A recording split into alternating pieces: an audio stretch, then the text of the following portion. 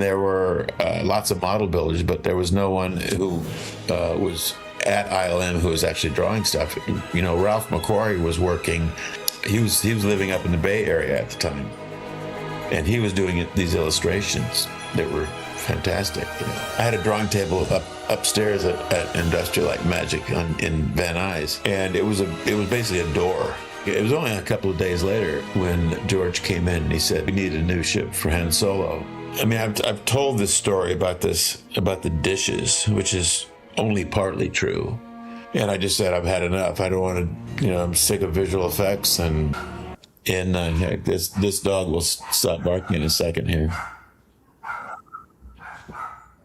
She's half Chihuahua.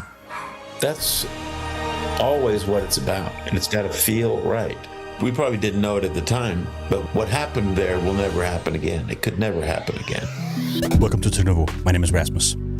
Today we are talking to a very special guest, something I was dreaming of achieving down the range, let's say 5 years down the range or whatever. But guess what? We got the man on board, one of my personal heroes. This young lad here, obviously Joe Johnston, and I didn't put up the Rocketeer poster just for today's occasion. It's here. It lives in my space, and I look at it quite a bit. So you can imagine my joy in finding that Joe was willing to have a little conversation with us. And Joe Johnston is a filmmaker, writer, producer, creator, artist, designer. He's all kinds of things.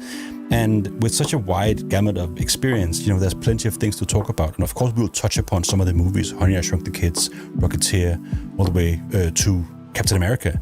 A little bit of Light and Magic, of course, because, he was here in the workshop back in the days. So that he directed a few of those episodes makes a lot of sense. But basically, this conversation will be about things such as, rolling with the punches, stepping into where you're needed, growing up in the wrong time, and how maybe that can lend your artistic voice and lend your vision in the time that you do find yourself. Creative processes and how you can protect the heart of what you're trying to achieve throughout, whether that be design or indeed a whole film.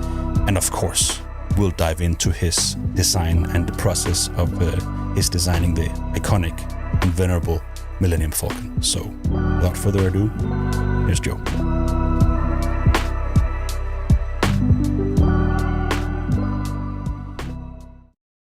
People who watch the channel, they would know who Joe Johnston is for sure, because that's the type of people we are, I'm sure. But if you were to describe yourself in your own words, who's Joe Johnston? Well, I was looking at the questions that you sent me, and that's a tough one. I don't know that I can honestly answer that. I don't know if anybody can. I mean, I have been fortunate in this career, in a couple of different careers I've had, because I didn't really go seeking anything. I wanted to experience something and, see if maybe I can do this. This looks like an interesting thing. I'm going to try that. But I can't say that I had some kind of driving force to be whatever I wanted to be, because I didn't. Once I decided this is my career, I focused on it and tried to learn as much about it as I possibly could. But I didn't grow up as a child wanting to be a director or wanting to be an artist or wanting to be anything. I was just sort of letting it happen. And when I saw an opportunity, if it sounded interesting and it's something I might enjoy, I would take that opportunity. But like I said, I've been very fortunate. I've had a lot of help. Most notably from George Lucas, who sent me to film school after I worked for him on the original trilogy for about 10 years. And I just said, I've had enough. I don't want to, I'm sick of visual effects, and because the shows that we did, and it included the Indiana Jones movies, they were back to back, we would be starting up one as the other one is finishing in post-production. So nobody had any time off. You could grab a week here and there, but you couldn't really decide to go anywhere. I'm going to take a world cruise or whatever. So I'd had enough of that, and I went to him and said, I'm gonna go do something else. I'm gonna go see what else is out there and do some traveling and whatever. He said, wouldn't you rather go to film school? And I've told this story before, but I said, no, I'm too old for film school. He said, first of all, you're not too old for film school. You would see, if you visited film school, you'd see people a lot older than you there who are, studying and being students in, in midlife.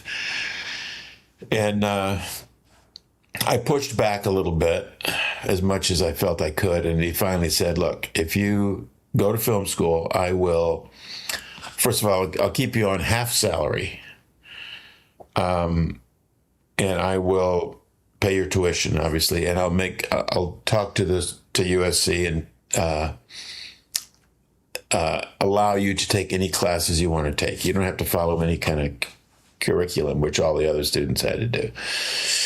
So I finally, and I was 34 years old, I finally said, you know what, if I don't do it now, I'm never going to do it, obviously. So I decided to go. And, I feel like there was a series of sort of coincidental events that happened. I took this one class where the project was, this final project was a black and white 10-minute non-sync sound film, 16 millimeter. And where you have, you pick a partner in the class, and one of you writes and directs it, and the other one photographs it. So we went out and shot my film. And I didn't think much of it. It was sort of a post-apocalyptic. It was actually about virtual reality. It was about this future soldier who has these goggles, and he can plug in, different programs to escape the horrors of war, and I didn't think much of it, but I left film school, went back to Northern California, and George said, we're going to shoot this movie called Willow. We're going to shoot it in the UK and New Zealand. So, and we need somebody who's well versed in visual effects and who can shoot, some second unit stuff. And we'll give you an associate producer credit. So okay, I'll do that. And so that job lasted about 7 months. And on the way back from the UK, actually before I left to come back, I got a phone call. This was 1987. There was no email or anything like that. I got a phone call from a fellow who had been running ILM, and he now worked for Disney, was working for Disney as a visual effects producer. And he said, can you come in to meet on this project called Teeny Weenies? I see where this is going. Yeah. And I said, well, yeah, okay. I'm in the UK. I'm going to come back. He says, I'll send the script to the United counter in Chicago, because I had a stopover in Chicago. Pick it up and read it. And, and on Monday, come out to Palm Springs. We're doing there's a corporate retreat, and Katzenberg will be there. So come out and talk about it. And he said, and bring your reel. I said, I don't have a reel. I wasn't intended to do any of this. I don't, what do I need a reel for? He said, well, do you have anything at all? I said, I got a 9-minute film, 9.5-minute film from USC, black and white, non-sync sound. He said, yeah, okay, bring that. So anyway, I read the script. I made pages of notes, because the script I thought had problems, and at this point I wasn't a writer, but I could see that it had issues. So I made notes. I got home. I went out to Palm Springs on the following Monday and met with Katzenberg. Had had my film on VHS, and I left it with them. I said, "This is a film I made in film school," and I went through all my notes. And I drove home from Palm Springs thinking, well, that was a relief. I'm not going to have to worry about going back to work. Now I can go traveling. So I got a call a couple of days later, and Tom Smith saying, well, they want you to direct the film. I said, you got to be kidding me. I said, they're going to hire me on the strength of that student film? And he said, well, no, we all watched the film. Nobody understood it. But we did like your notes.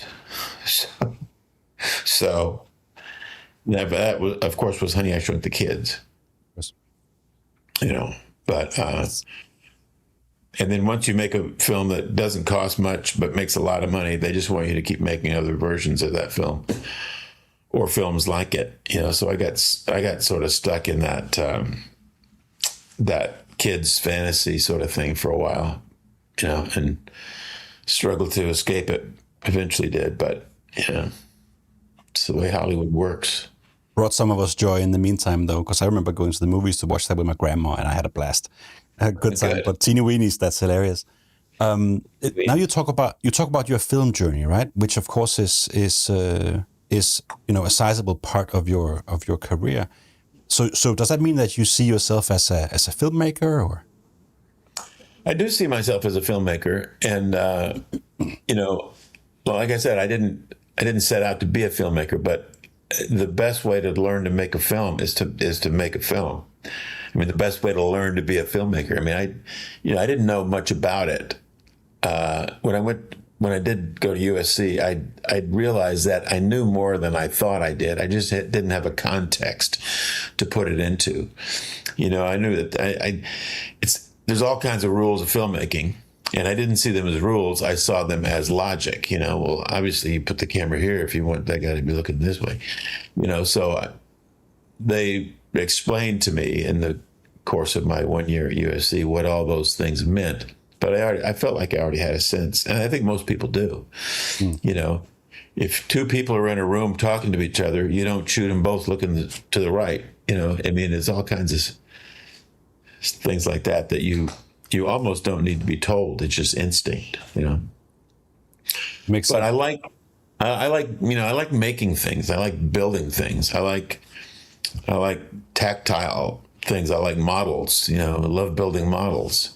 And I loved working in on films where you had to build models. There was no computer-generated imagery, you know. And I still prefer models to CG, even though you can do anything. You can build anything in CG, anything you can imagine. You can make a model of, you know.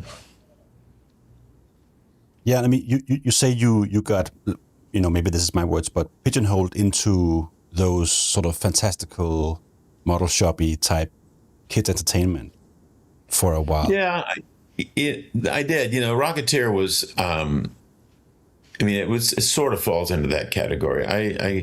You know, after Honey, I Shrunk the Kids, they said, is there anything else you want to make? You know, so I said, well, there's this wonderful graphic novel by Dave Stevens that I've always been a big fan of.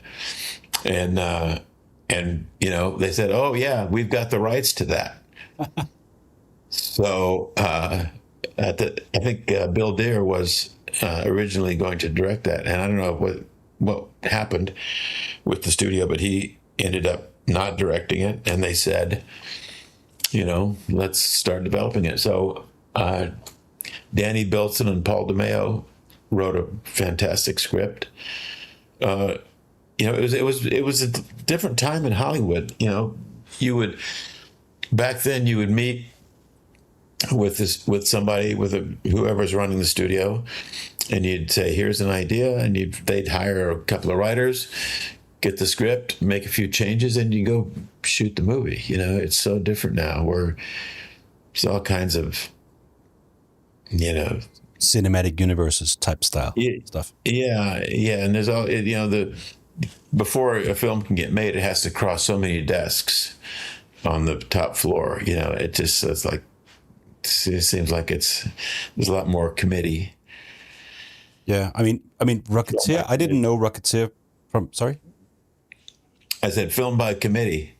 Yeah, yeah, sure. I didn't know Rocketeer from the graphic novel. I know it from your film, and the fact that it's a one-off in a sense feels so unique now. Like just like you were saying, right? Everything now feels like it's tracks 20 years in the future, and everything's planned Yeah. out. So it feels like the I wouldn't say odd, but the peculiar, charming one-offs are harder to come by, especially when if they're effect pieces or effect shows. So I think Yeah. of course, I grew up with all this stuff. So for me, I remember all this fondly, maybe as fondly as you remember some of the stuff that gave you inspiration for exploring that golden age of aviation. Maybe you have your own, fond memories from your youth about, space age and all that stuff. But those one-offs, I think, are unique, and I'm hoping we could come back to that someday, especially nowadays where AI and everything else it's moving so quickly that I miss that fondly. And in part of talking to you now is that it's to go back to then when these inklings of inspiration could actually lead to something that feels amazing. So I love that story. Talking about rock. To me, it seems like it was. I said it was a lot easier, but it was also a lot more joyful. I think, because it seemed to me that you were working for people who were excited about the movie. And of course it was about money because it's a movie business. It's nobody in there to just to have fun, but they seemed like they were more enthusiastic about it at the time. But yeah. What about that Rocketeer idea attracted you to it? Well, I love the period for one thing. I've always loved the 30s. The design, just the visual look of the architecture and the cars and the airplanes and and the fashion. I always said I was born way too late. If I'd been born in 1910, I would have had a lot more fun. Wouldn't have been around today. But anyway, I just love sort of the golden age of a lot of things. Aviation and automobiles, in my opinion, and. It was just a different time, and I like movies from that era as well. All of my favorite films are in black and white. But I think it's clear that top five anyway. Right. What are those then? The top five? The Asphalt Jungle is one of my favorites. Dodsworth, it's a great film. She Wore a Yellow Ribbon, Place in the Sun, Best Years of Our Lives. How many spaceship models are in those movies, Joe? Because I'm like, you're over my head right now. No. No, none. But I think your love of that. I think your love of that period shines through Rocketeer. I think you can feel the charm, you can feel the joy, and you and your crew, I assume, the joy that you had in making that is palpable, I think.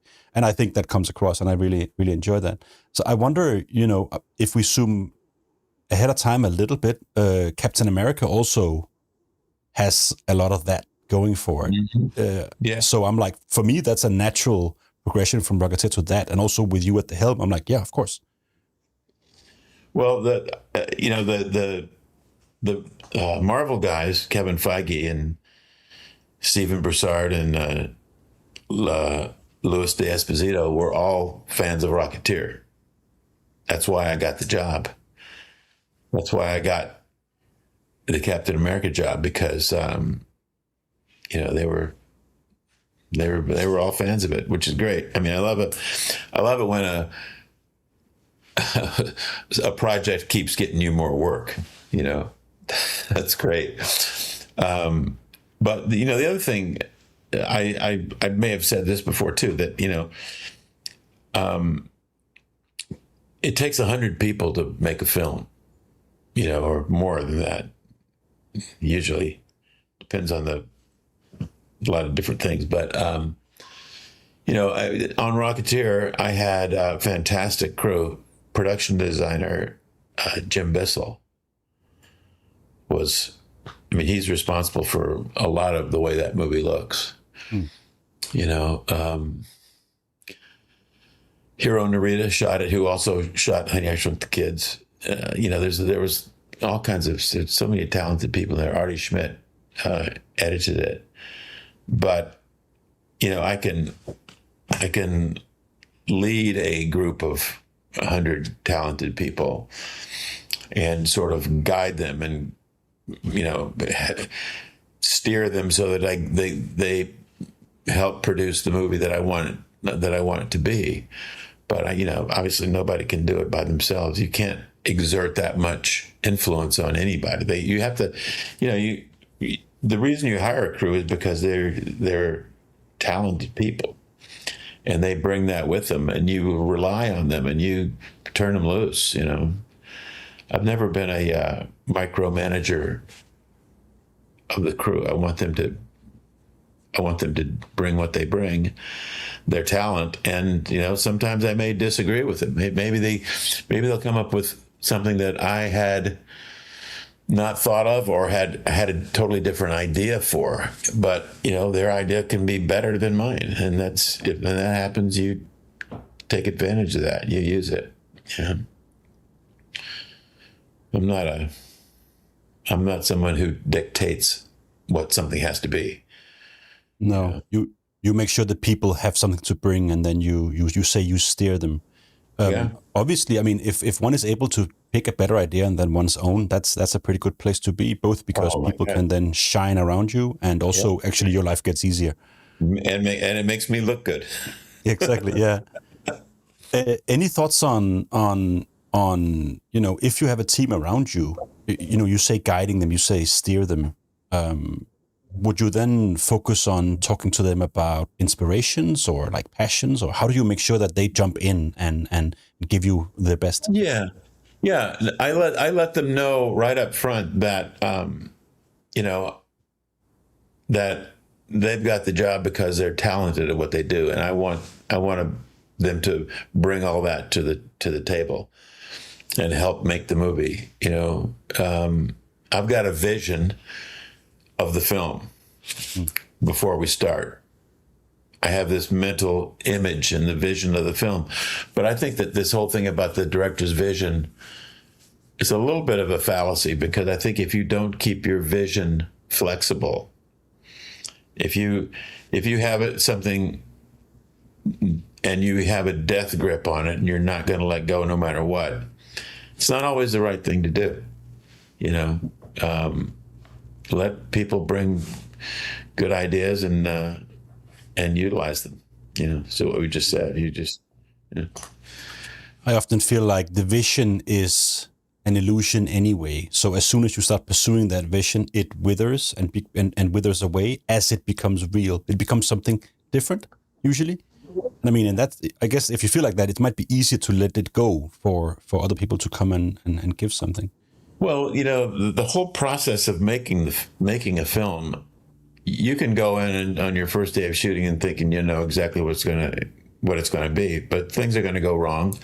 The light's going to be off. You know, the daylight's going to be wrong, or something's not going to happen. I mean, it's a daily thing. So, you know, if something, you're basically working with what you've got, and you don't know what you do have until the cameras roll.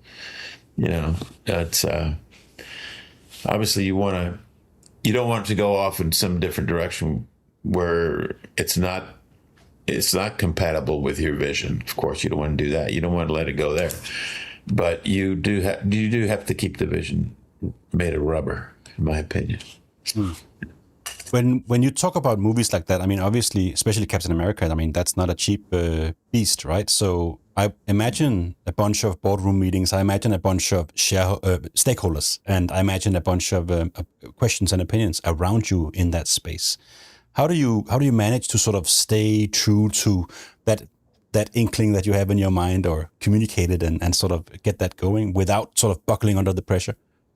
Well, you know, the Captain America may have been a unique experience in that way, because I had all kinds of support. I didn't have to worry about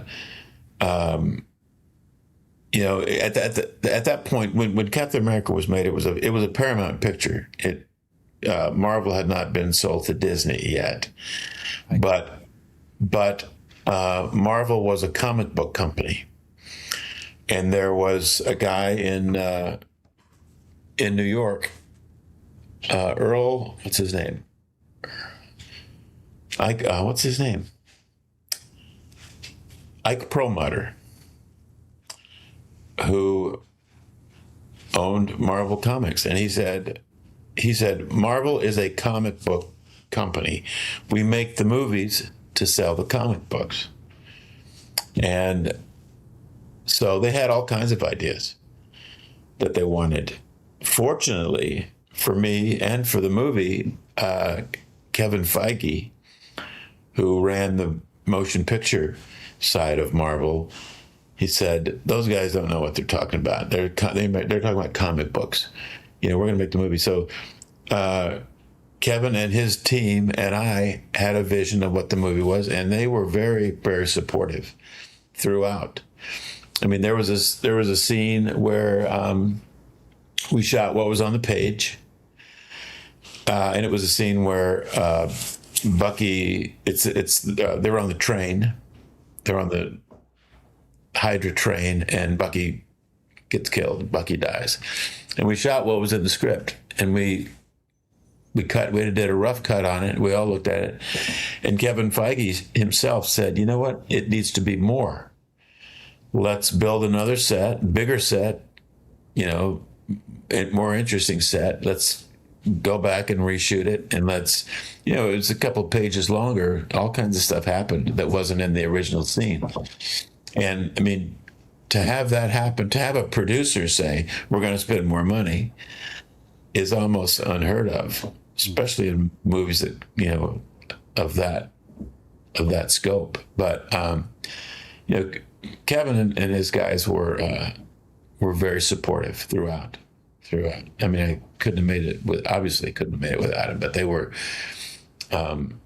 they're all creative in a way that producers can be creative. Not all producers are creative, you know,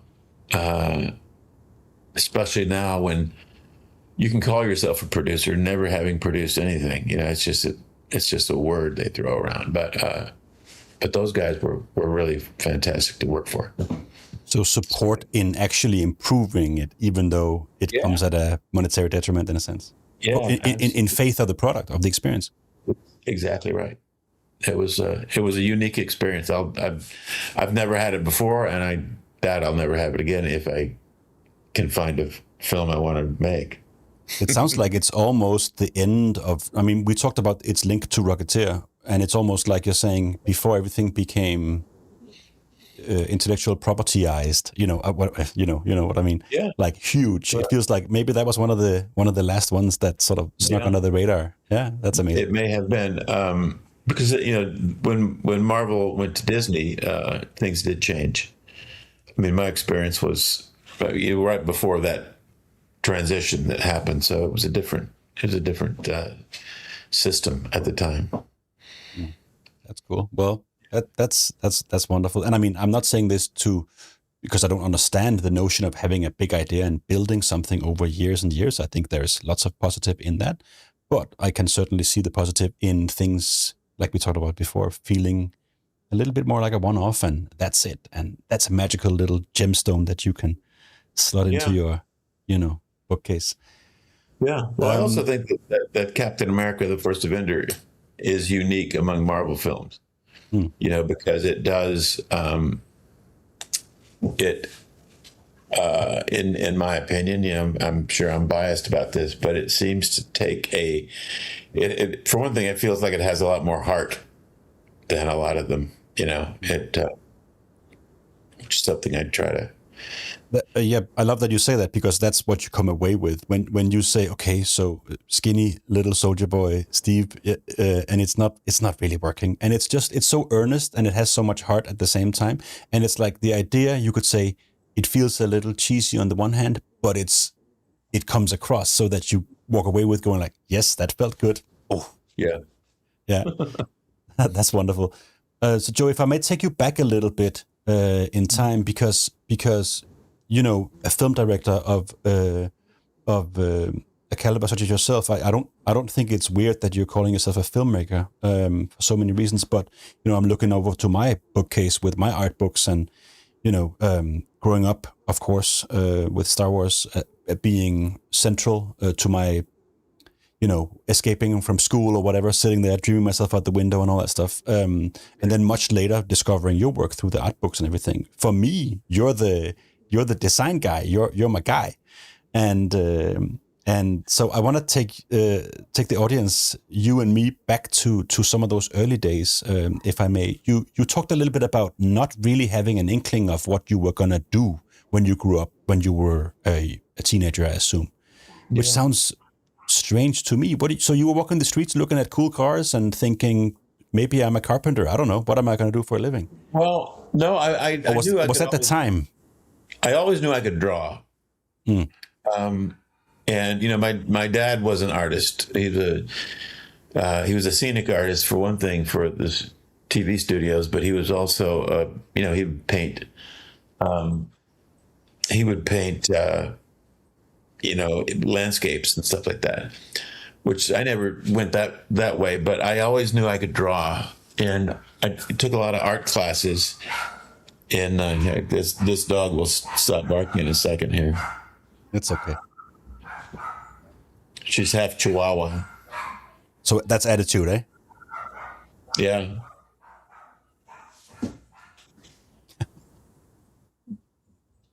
There we go. Mailman is gone now. No, mailman came. No, it's hang on one second. Yeah, no worries. Hey, baby. Trying to do a thing here. Yeah. Anyway, so I took classes at Pasadena City College, art classes. And I thought, I really liked graphic design. I thought I could be a graphic designer because I enjoyed that process, and you know, typefaces and fonts, and you know, I sort of got into that. There was a fellow student at Pasadena City College, a girl by the name of Suzanne, who got out a year before I did, and she went to Cal State Long Beach.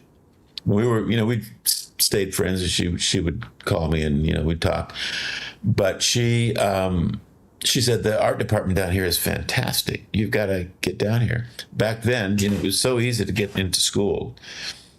You applied, and it was some nominal fee to get in, and it was one of the state schools,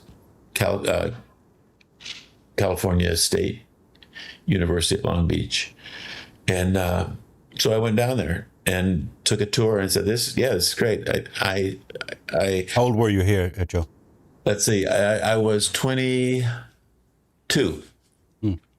21, 22, something like that. Because I had, I would go to school for a semester, and then I would take a semester off and work, make some money. So I was not in a hurry to graduate and get a job, get a long-term job. So I went down there, and they had a great graphic design department. I majored in graphic design for 6 months, for one semester actually, and I realized that graphic design wasn't going to do it for me, so I switched to illustration, and I was in illustration for a semester, and then while I was in illustration, there would be display cases where you'd put your work in one of the hallways, and anybody could come and look at it. So one day I was in an illustration class, and the head of the industrial design department walked in, and he said, whose work is this? I said, that's mine. He said, he took me aside, said, step outside for a minute, He said, "Have you ever considered industrial design?" I said, "No, I don't even know what it is." He says, designing products and designing things that actually work. I can tell from your drawing that you have a sense of that. You could, he says, "We have a great department, and, we have something like a, 77% job placement," and all this stuff. So anyway, he talked me into it, and I went. Then I was in that department for a couple of years.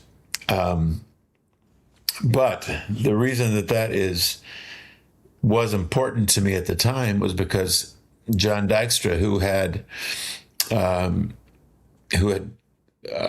been hired to do the visual effects on Star Wars, had gone to Cal State Long Beach, and he graduated a couple of years earlier, and he was looking for people to, he's looking for model builders and artists and designers and draftsmen to crew this space movie that they called it. And they put flyers up around the department.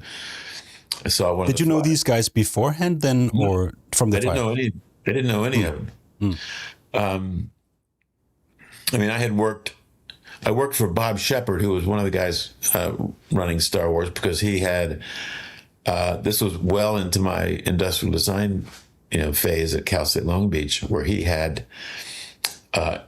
was supervising the visual effects on a project called War of the Worlds for TV.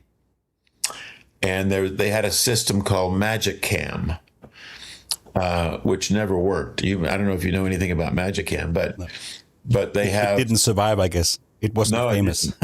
It didn't. But they would build a model of the set, and it was, something like 1/5 scale or something. It was a good, tabletop size model. And then they would have actors in front of a blue screen.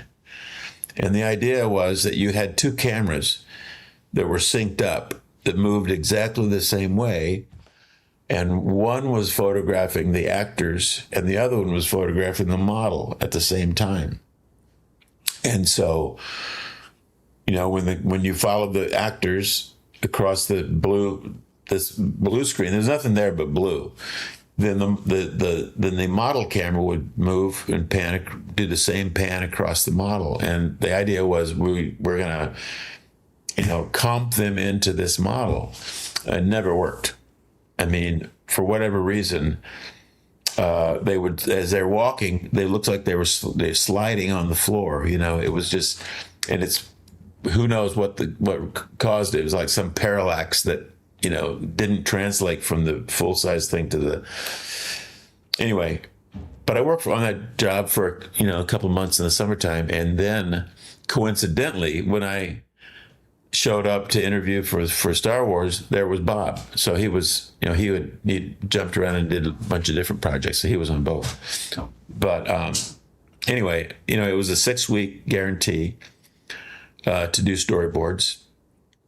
It wasn't about design at the time. It was about doing storyboards, which I didn't have any experience with. But once I started, it's like, we need a ship. We need a new ship for this thing because that one doesn't work. And so it very soon became designing and redesigning, because Colin Canwell had built models for all those ships, the X-Wing and stuff. But for lots of reasons, they had to be modified, and they were very delicate, and they wouldn't pull them out on a blue screen. So they all had to be beefed up a little bit, of the ones that he had done.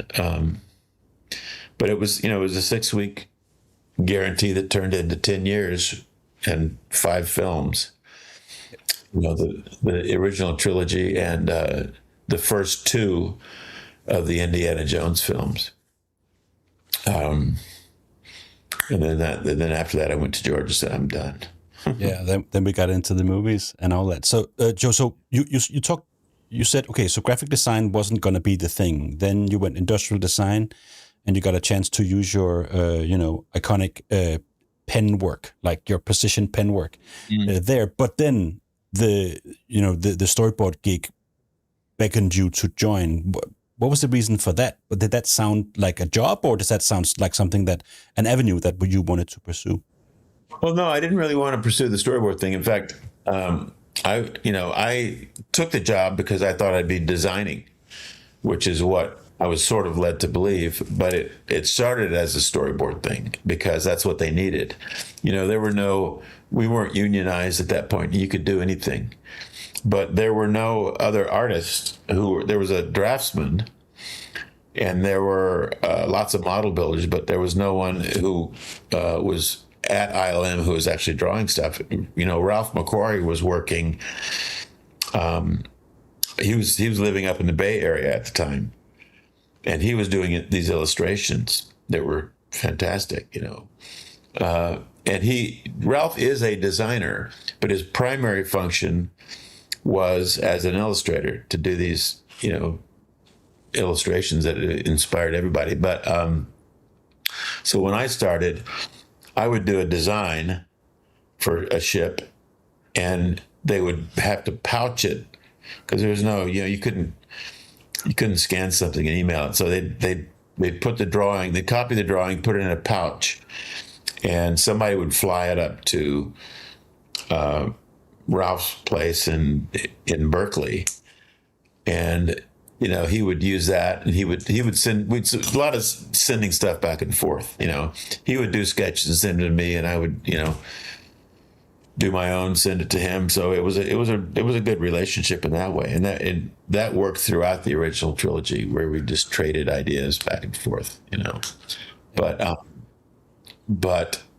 was essentially the art department on A New Hope because I could do storyboards, and I could do designs, and I could paint models. I painted most of the models. At least I would paint the prototype, and then there was a couple other guys who could paint, and I would say, this is red 5.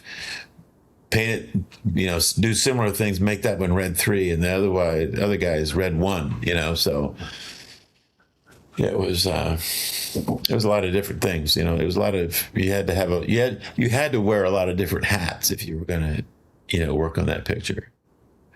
I mean, clearly, and of course, we've all seen the artwork back and forth, and if you're just a little bit versed in some of that production of the original Star Wars films, you would know, and you would see you and McQuarrie, discuss in paintings and in design and in sketches, which is wonderful. So wearing all these many hats, so you're saying that was because it was necessary simply, but I would assume that having to have been through that sort of molded you as a guy who could jump in where you were needed, and that would benefit you later on in your film career.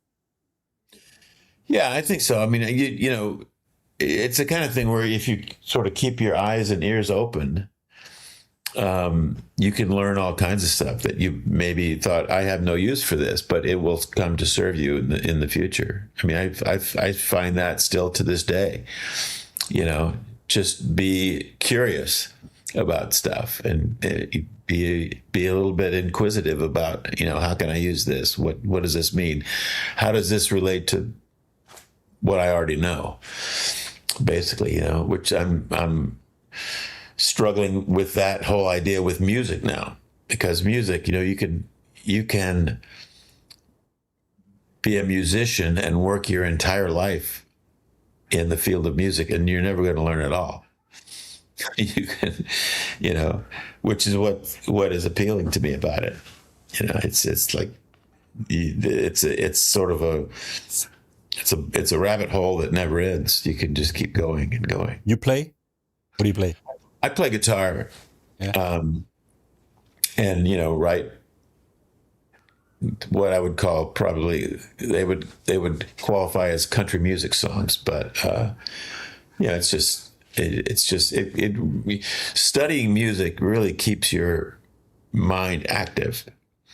Like I say, because you can never learn it all. There's always something new to learn and commit to memory. So, it's more of a hobby. I'm never going to be a musician. I mean, a professional musician. I think with music and making music, there's a keyboard in the background here. I don't play. I just twaddle about. But Yeah. I think with music and design and art and film, actually, I think the funny thing about it is that you're at once the creator, mechanically speaking, and then you are the judge. You're the experiencer of the work, and so you constantly switch and flip back between those two as you're molding the material, whether it's visual or musical. Yeah, it's exactly the same as at your drawing table. You're the first audience. Exactly. And there's a lot of many times as the first audience, I'll do a drawing and then I don't crumple it anymore because it doesn't recycle as well, but I rip it in half. I rip up a lot of drawings and throw them in the trash. So coming back to the model shop there, you said you were hired, or you were sort of encouraged to believe that you were going to be designing, but then ended up doing storyboards and, Yeah, but I would do the storyboards. I did the storyboards at the same time. Right. I would have, I had a drawing table upstairs at Industrial Light and Magic in Van Nuys, and it was basically a door because we didn't have money to get real drawing tables. It was a door on sawhorses, and one end of it I had all my storyboard stuff, and the other end I had drawing supplies, and I would be doing designs. It all happened at the same time. It's whatever was needed at the moment. Yeah. And so the classic story of the then named pirate ship, which, if I remember the story correctly, there was some challenge with a Space 1999 or something, and a mission came from that ended with something quite magical. Can you take us back to that time there? Yeah,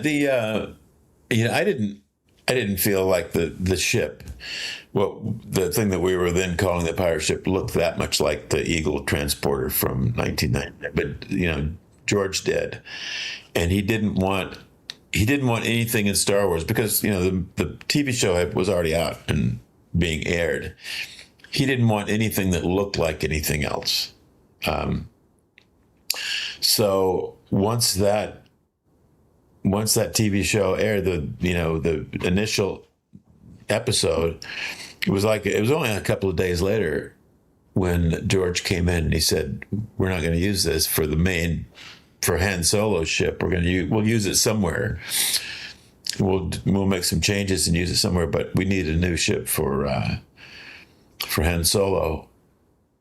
And so he said, just do some ideas, make it look as unlike this other thing as you possibly can. He said, "I don't care what it looks like as long as it doesn't look anything like that." So, I've told this story about the dishes, which is only partly true, about the dirty dishes. I went home and they needed it right away because they'd already, it was the first thing we were going to shoot, I think.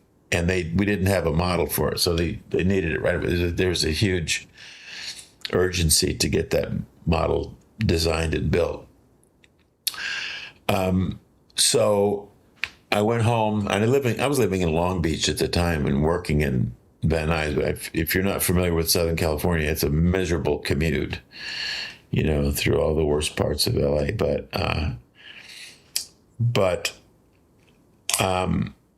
I went home. I was sitting there at my drawing table in the apartment, and I'm looking I'm looking for ideas. When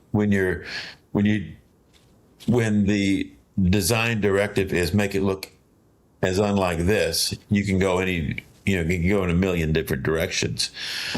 So I looked at these dishes that were stacked up, and they were plastic dishes, cheap. I took two of them and said, "Yeah, that's kind of cool." It's like basically a flying saucer. But that's only part of the truth. I was looking for any kind of idea, but I knew that it had to have a direction to it. A flying saucer has no direction at all. One thing you can do to give it direction is to put engines at the back. If you put engines at the back, it's going to go that way, And I put the mandibles out front to give it a direction forward.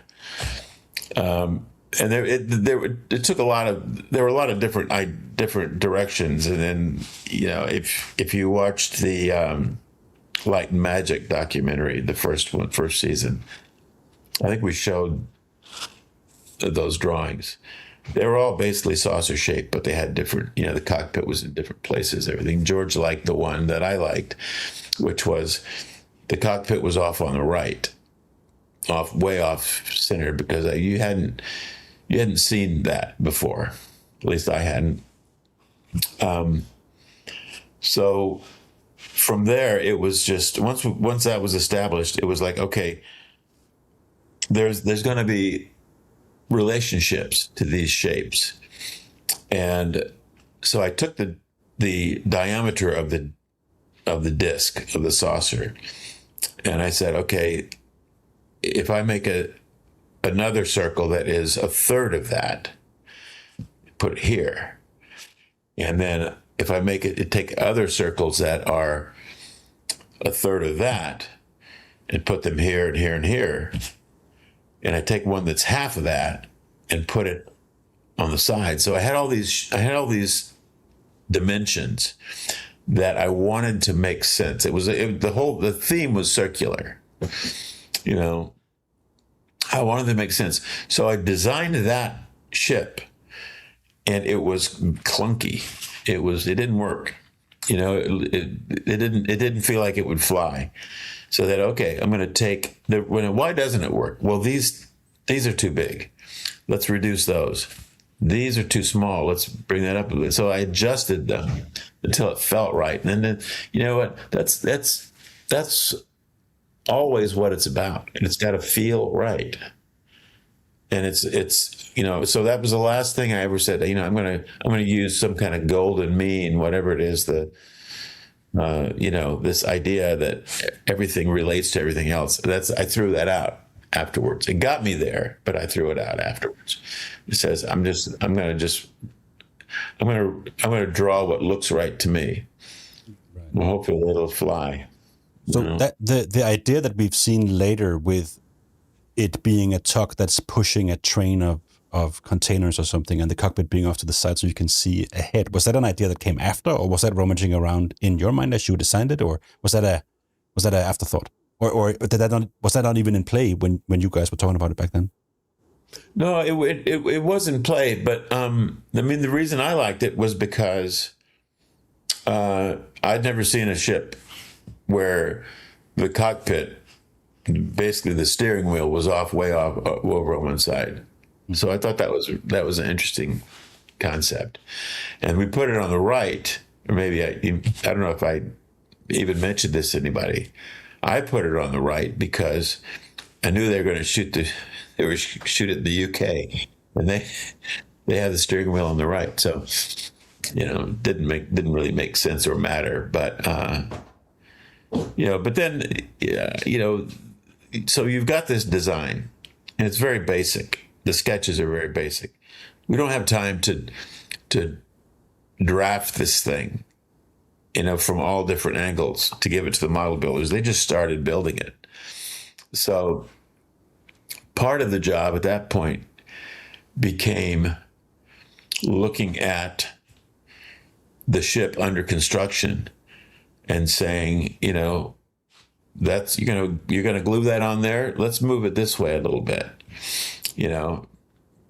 Put a little angle on this piece. It was constant watching the people who were building it.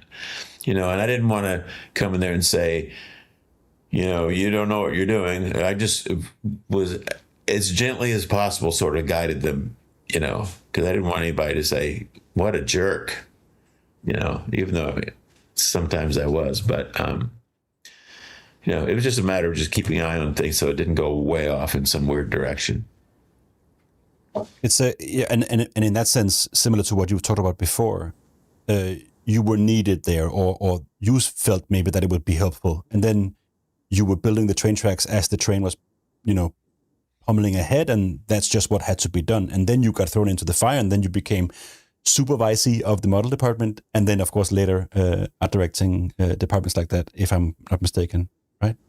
Well, I was never supervisor of the model shop. That was on A New Hope. That was Grant McCune.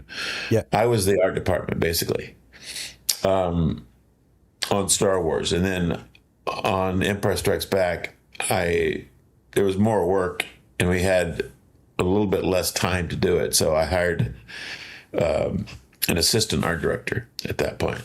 And we brought in a couple of people to do storyboards because I didn't want to have to do all the storyboards, thousands of storyboards. So, and then on Return of the Jedi, same thing. We brought in another couple of people. So the art department kept getting bigger and bigger.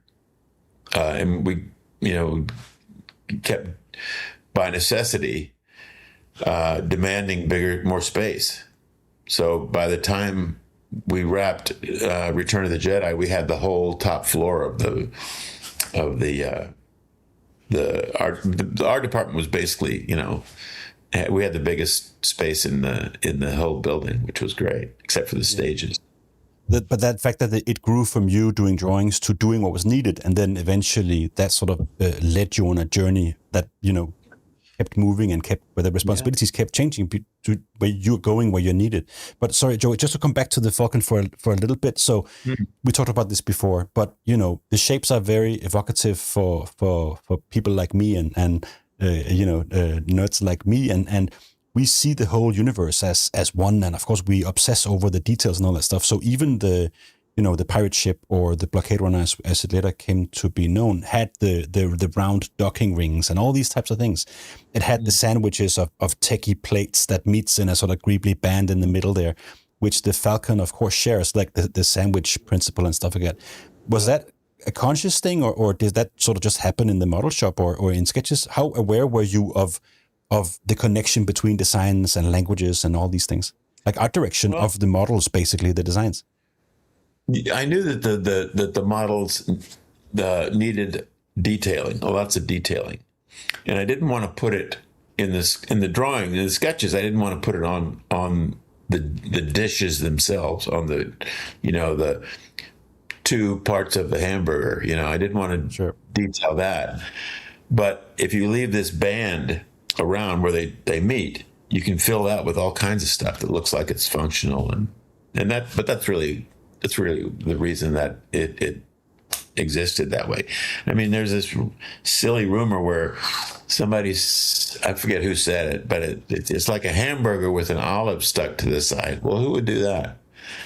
That after it was designed and built, you could say, yeah, it looks like a hamburger with an olive, but that was not the origination of the idea. Oh, sure.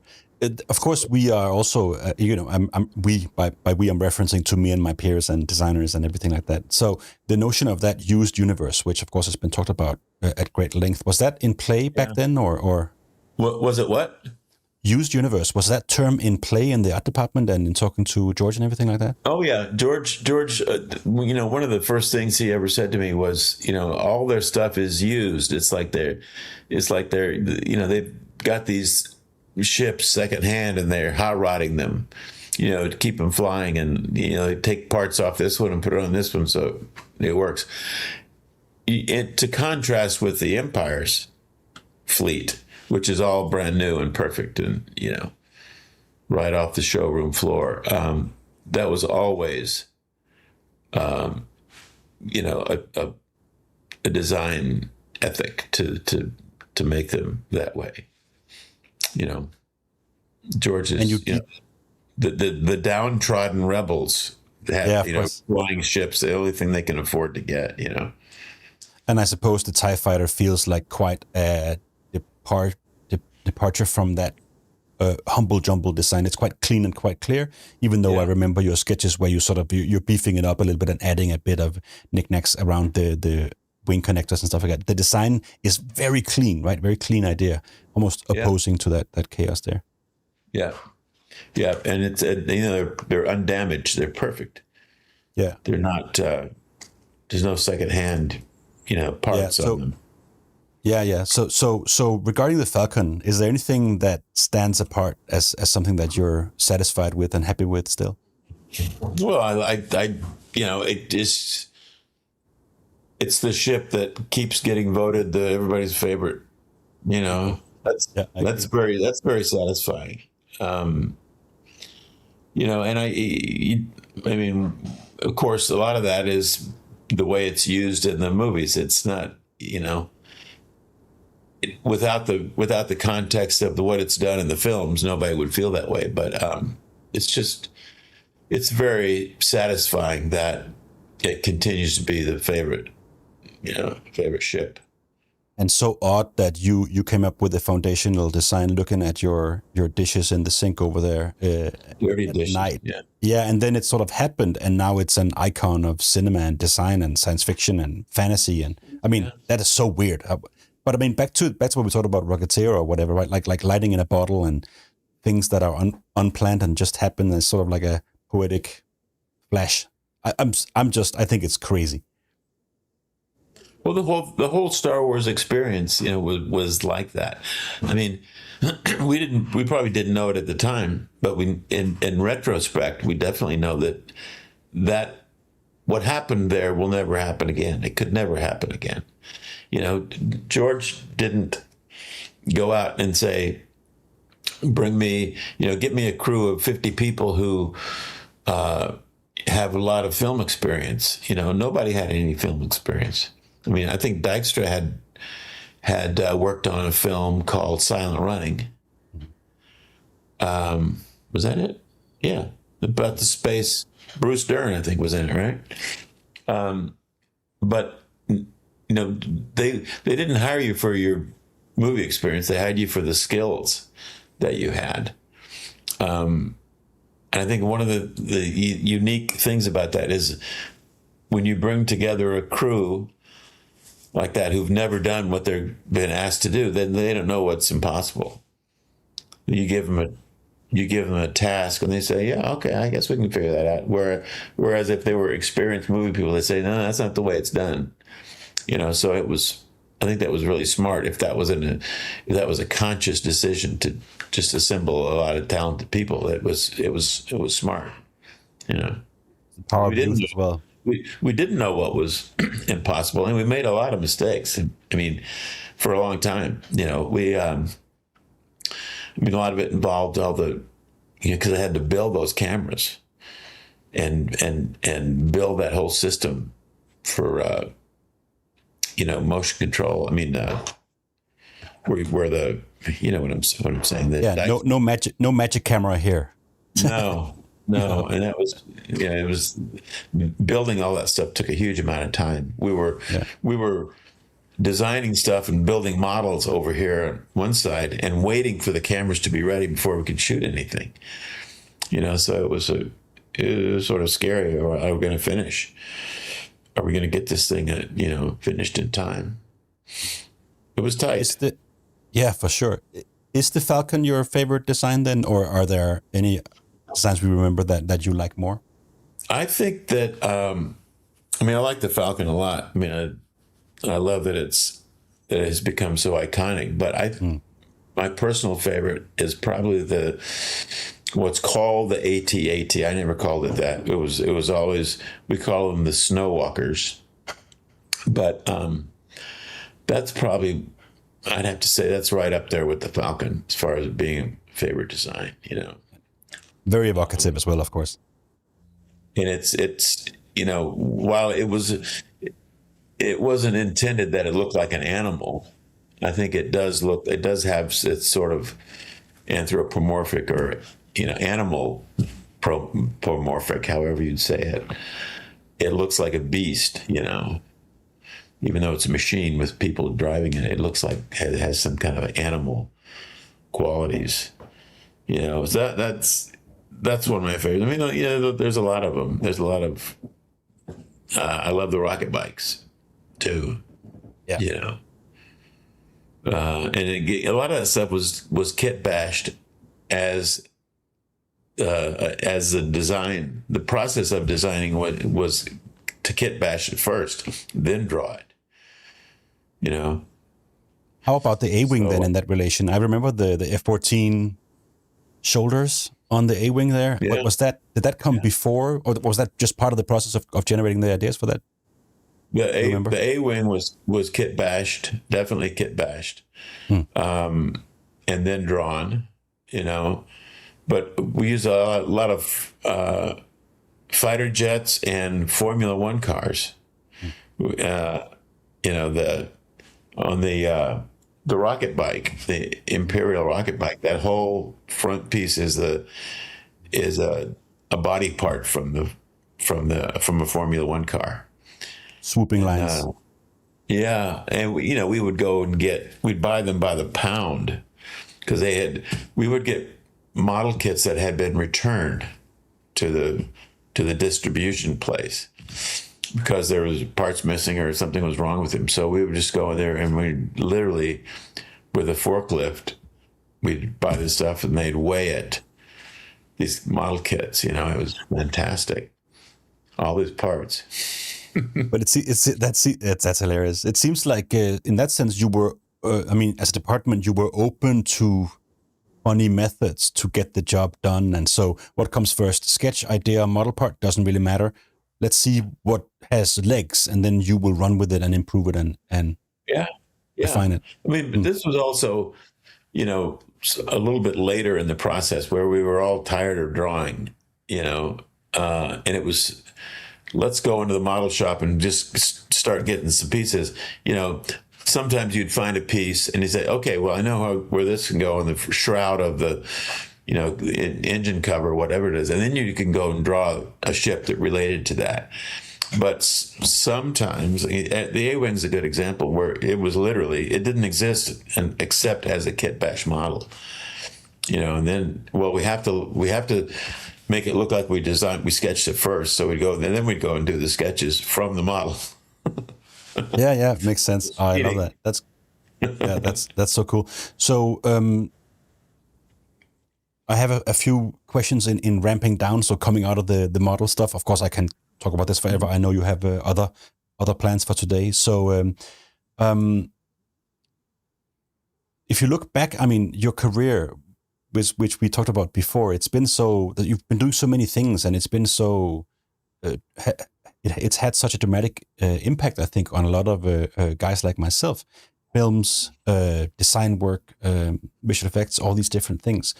Looking back, what are some important principles that you've carried with you, or that you maybe have learned across the years? What could that be? Well, that's tough. At one point there was a question you said, protect the idea. Do you remember that? It's something that I've heard you talk about, being something that you felt like was necessary throughout your career. Yeah, and this sort of goes hand in hand with the idea of keeping your vision flexible. There's whether it's a design or the film itself or the script, it all comes from a place, from a design, from an idea. And a lot of times, I've seen it happen usually when you're working with a studio, and the idea itself will get so diluted and so polluted and twisted that suddenly you read the script and you say, this is not at all what I agreed to do, and it's usually because, a studio is always thinking of what is the most commercial thing. It's commerce. It's not, to a studio, it can be art if it's also commerce. This is a business, so a lot of times they will be thinking, studio executives will be thinking, if we sort of steer it off in this direction, we'll sell more tickets. I understand that it is, that it's a business, but I also have to hang on to the idea. What was the first thing that attracted me to this project? Are we losing sight of that? Is it getting diluted? Is it becoming something else? That's what protecting the idea is about. But I also just it's a tough one to answer. You want to. I've been told I have a style. It's hard for me to recognize it. because it's just what I do. I would, if I knew what the style was, I probably wouldn't be able to duplicate it or achieve it. So it's best that I don't know what it's like. I've been told that my films have a lot of heart. I don't always know exactly where they're getting that reaction from, but okay, I understand that. I just, I don't care about the accolades and about going to the parties and about going to screenings, and I just enjoy the work. I know that's. I don't live in Hollywood. I don't live in Southern California or LA or at all. I just enjoy the process of taking this, something that's on paper, 120 pages of this script, and creating a world that you can get lost in, and that you can just sink into, and you can immerse yourself in this, whatever it is, whether it's science fiction or fantasy or drama, whatever it is, you can just, become part of that world. That's what's interesting to me. I mean, if we reflect on protecting the idea and heart being, what does the Venn diagram look like? Maybe it's the same thing in that if you're able to be aware of what the original feeling, intent, or sort of the core is, and you can focus on that until the things is done, it might improve the sensation of heart because it feels pure. It doesn't feel meddled with. It doesn't feel boardroomed to hell. And I think maybe there's a chance that it can have some of that naive joy or purity of vision or something. And maybe that can be the same thing as heart. Yeah. Some innocence. That's in short supply. Yeah, certainly. So I completely agree. So I think that's important. Do you have any advice in terms of protecting the idea for, people like me, or maybe people younger than me, Well, it's like, I guess I would say that once you have decided what it is you want to achieve,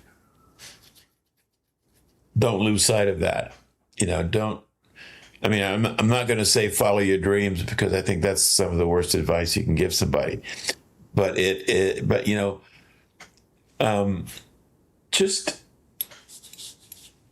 I guess a part of it is don't let anyone else tell you in a creative sense what it is you're trying to do, because it's, filmmaking or art or music is a very personal thing.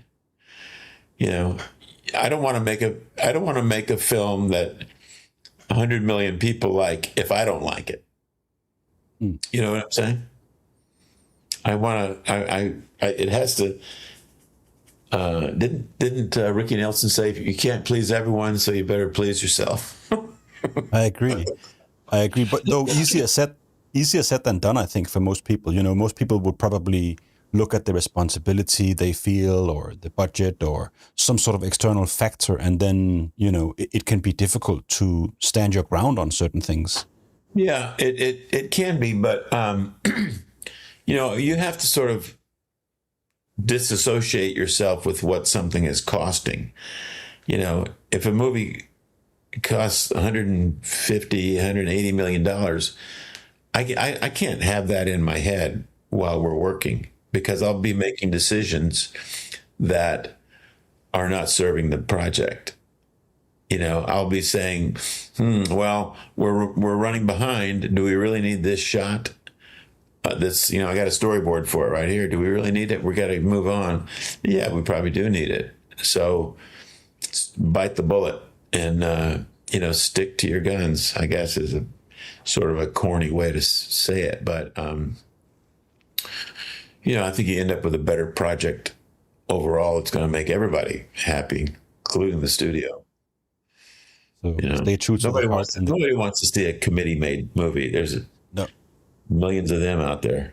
Yeah, and also the committees, they judge value by looking at what worked last year, which means then it just becomes recycled. Yeah. Yeah. It becomes an algorithm, you know?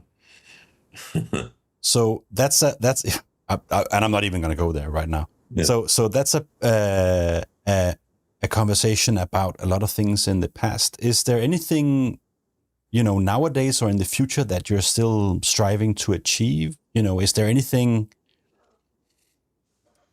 that you're still fighting for? Protecting the idea goes without saying, but you know, how so? Well, you know, I'm at a point now where I sort of consider myself retired unless something really great comes along. You know, but I look at movies that get made and I say, you know, who greenlit this? Was nobody watching? You know, why didn't they ask me? You know, I mean, this is so many mediocre movies get made, and and there's a lot of great stuff that gets made too. But there's a lot of stuff that you just think, well, that didn't work. Why didn't somebody in charge see that and stop it or change it? You know, it happens all the time, and sometimes it's nobody's fault. It's just in the fog of war. You know, stuff happens, and it gets to a point where, oh, gee, that's wrong. Well, we can't really fix it. Let's keep going. I don't know. Didn't answer your question, really. I'd love to do a really low-budget horror film. Really? And I'm looking for something that's like that. And I have some ideas, you know, that I would need a writer to help me write them. But, you know, the stuff like that appeals to me where, I mean, I'd love to shoot a movie for $1 million and have it make $100 million, you know. Which has happened a lot recently. If you follow the news, it has happened. Yeah. So you're saying retired, meaning you don't have time for bull anymore, but maybe there's still something in the basement that can come out if. Yeah, sort of that. That's sort of what I'm saying. Yeah, I have a lot of hobbies, you know, that don't pay, but they're very fun to do, and so and you know, music is one of them. I love old cars. I got an old car I tinker with, and you know, I occasionally will draw something just for fun. But you know, launching a production now, when anything is hard to get made in Hollywood now, it seems, you know, just those. I mean, Hollywood reinvents itself every few years and evolves into something that you know, is almost unrecognizable, and that's happening now, in my opinion. From what I hear, everybody's confused. Yeah. Well, I think that's probably how it always is. Everybody's confused. I think you're right. But I want to say to you, like, pensioned unless something cool comes up. What I want to say is that even if nothing comes up, and even if you're going to tinker on your guitar and with your car, just know that you've left many of us with a sense of joy for the craft. I think model making, sketching, design, movies, of course, all these things. So know that the warmth of all that heart is still out here, and it's still feeding a bunch of us to keep going and do cool stuff now. Well, thank you. That's very nice to hear. I appreciate you saying that. You know, you know, it's doing what I used to do it's an undertaking, you know, and I don't know that I would have the energy to get involved in a $200 million project right now. You know, you sort of get lazy after a while, and you know, you've got fun things to do, and I don't want to go and do that. I don't want to go to those meetings, you know. But anyway, you know, if a great project came along, I would love to get involved. But I'm still looking. Yeah, You know, I love the documentary world too. That's something I might get involved with a little bit. A friend of mine just kind of pitched me. In fact, the Zoom I have today is my friend's going to pitch me a documentary idea that sounds absolutely wonderful if we can get some funding for it. So we'll see. Yeah, that's amazing. So I hope to see more Joe stuff, but regardless, I have all my art books and I'm happy as I can. But hey, thanks for rejoining, Joe. I love talking to you. And, Thanks, well, maybe we'll see what you're doing out there, or maybe not. Maybe we'll see it through the scores of inspirations that you. I'll let you know. And by the way, the ship that you designed, whether the movie happens or not, and it's still, it's still sort of on the shelf. Haven't given up on it, but it's really a nice design. So thank you for that. Excellent, thank you. Warms my heart to hear you say that. So all good. Brilliant, Joe. Okay. Thanks.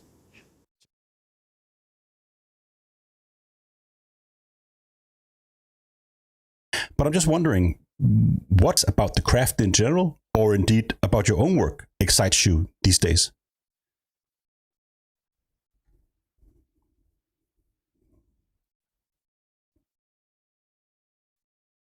Yeah, I messed it up because I have too many buttons in my setup, and I'm not technical enough, apparently, to make it work. But you know, I said in the intro that I dreamed about this moment, and you know, having the chance to discuss design and processes with Joe Johnston was a dream of mine, and I achieved it, and then I messed it all up. I was so enraged, I was trembling with anger that night when I discovered I'd messed it up.